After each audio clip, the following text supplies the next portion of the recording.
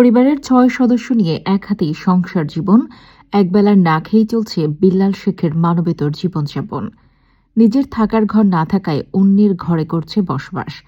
এমন অসহায়ত্বে প্রতিবেশীদের সাহায্যে একটি টিনের ঘর তৈরি হলেও টাকার অভাবে ঘরের মধ্যে মাটি কেটে পরিপূর্ণভাবে থাকার ব্যবস্থা করতে পারছে না বিল্লাল শেখ।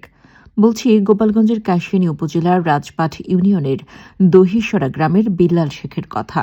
১২ বছর কিশোর বয়সে হারিয়েন পিতাকে, সে থেকেই জীবনযুদ্ধে দুমুঠো ভাতের তাগিদে মায়ের সঙ্গে কাজে নেমে পড়েন এই কিশোর। রামদিয়া একটি রইচ কলে অভিজ্ঞতা নেই, নতুন কর্ম। কিছুদিন পরে ওই রইচ কলে দুর্ঘটনায় হারান একটি হাত।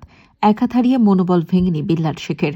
বিবাহ জীবনে আবদ্ধ হয়ে এক হাতে ভর করে চালিয়ে যাচ্ছেন কোনো রকমে ভাবে স্ত্রী সহ ৬ সদস্যের সংসার। বাঙালি ব্যবসা করি, টুকটাক বেফিলে ইনকাম করি, আল্লাহর রহমতে ৫-৬ মেয়ে নিয়ে বেঁচে আছি টুকটাক ভাবে আর কি।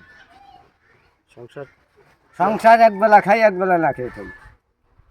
ঘরটা দেখছেন, ও ঘর ১০ জনের কাছে হাত পাইতা টাকা নিয়ে ওই ঘরটা দেওয়া হয়েছে। আমি এখন আপাতত পরের ঘরে আছি। ঘর এখনো কমপ্লিট করতে পারি নাই।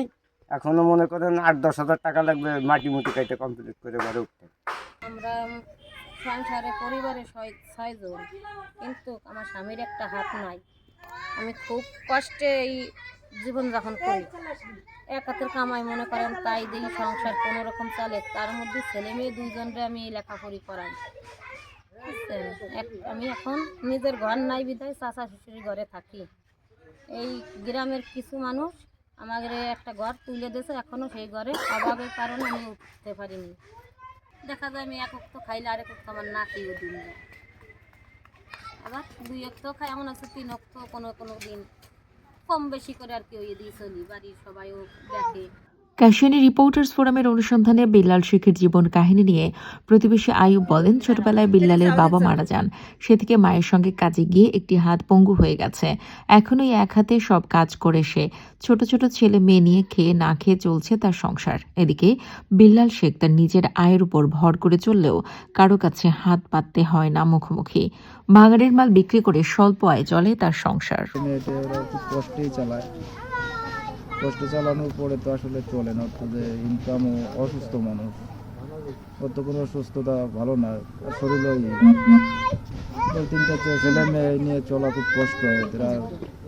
ওরা কারো কাছে দেখা যাচ্ছে যে অনেকটা সময় না খেয়ে থাকলেও যায় না যে আমাদের একটুবেলা খাবার দাবার। তো পাশে যারা থাকি আমরা, এরা হয়তো কেউ খোঁজখবর নিলে আরেকজনকে বললে হয়তো সেই সময় হয়তো কিছু দেয় বা ই করে।